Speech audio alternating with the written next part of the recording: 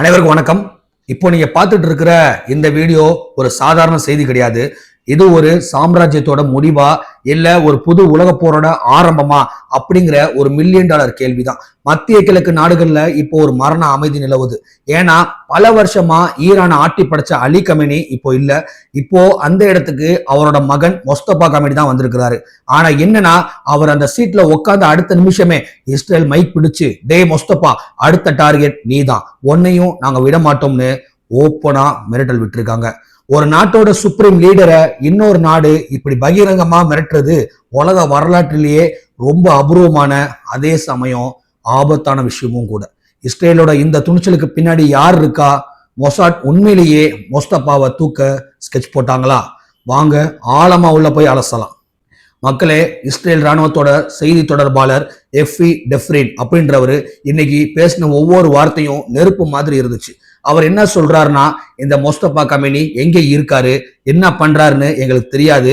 ஆனா ஒண்ணு மட்டும் உறுதி, அவர் எங்க கண்ணில் தப்பிக்கவே முடியாது, அவரை தேடி பிடிச்சு நியூட்ரலைஸ் பண்ணுவோம்னு ஓப்பனா சொல்லியிருக்கிறாரு. அதாவது வேட்டையாடுவோம்னு டைரக்டா மிரட்டல் விட்டுருக்காங்க. ஏற்கனவே ஈரானோட முக்கிய தலைவர்களை ஒவ்வொன்றா ஸ்கெட்ச் போட்டு தூக்கிட்டு வர இஸ்ரேல் இப்போ இந்த புது தலைவருக்கும் குறி வச்சிருக்கிறது உலக நாடுகளை திகைக்க வச்சிருக்கு. இது வெறும் மிரட்டல் மட்டும் இல்ல மக்களே, ஈரானோட மொத்த இராணுவ கட்டமைப்பையும் மனதளவுல உடைக்க இஸ்ரேல் போடுற ஒரு பெரிய சைக்காலஜிக்கல் வார். சரி, இஸ்ரேல் மிரட்டினா ஈரான் அமைதியா இருக்குமா? அங்கதான் ஒரு பெரிய விஷயமே இருக்கு. ஈரானோட வெளியுறவுத்துறை அமைச்சர் உடனே பதிலடியும் கொடுத்திருக்கிறாரு. எங்களோட அதிகார கட்டமைப்பு ரொம்ப வலுவா இருக்கு, இது ஏதோ ஒரு தனிநபரை நம்பி இருக்கிற நாடு கிடையாது, நீங்க என்னதான் மிரட்டினாலும் ஈரானோட உறுதி கொலையாதுன்னு சொல்லியிருக்கிறாங்க. ஆனா அங்க ஒரு பெரிய ட்விஸ்ட் என்னன்னா, மொஸ்தபா கமேனி உயிருடன் இருக்காரா இல்லையாங்கிறதே ஒரு பெரிய மர்மமா இருக்கு.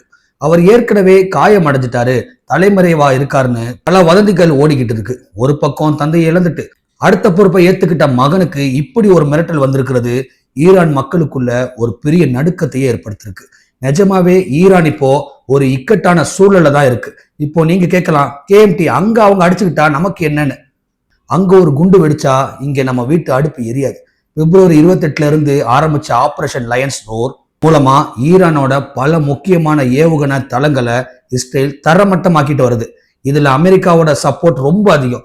இது இப்படியே போனா லெபனான், அமெரிக்கா, ரஷ்யா, சீனான்னு எல்லா நாடுகளும் உள்ள வந்து இது ஒரு 3ஆம் உலக போரா மாறிடுமோன்னு ஐநா சபை கூட பயந்துகிட்டு இருக்கு. பெட்ரோல் விலை ஏற போகுது, பங்கு சந்தை சரிய போகுது, இப்படி பல பிரச்சனைகள் நம்மையும் பாதிக்க போகுது. உலக பொருளாதாரமே ஒரு நூலிலையில தொங்கிட்டு இருக்கு. ஸோ மக்களே, நிலைமை ரொம்ப கிரிட்டிக்கலா இருக்கு. மொஸ்தபா கமேனி உண்மையிலேயே அடுத்த சுப்ரீம் லீடரா நீடிப்பாரா, இல்ல இஸ்ரேலோட மிரட்டல் நிஜமாகுமா?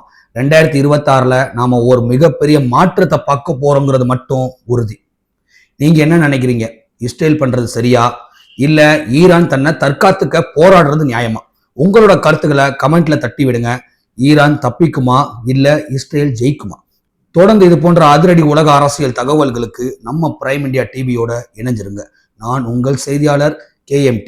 அடுத்த அதிரடி ரிப்போர்ட்டோட வரேன். நன்றி, வணக்கம்.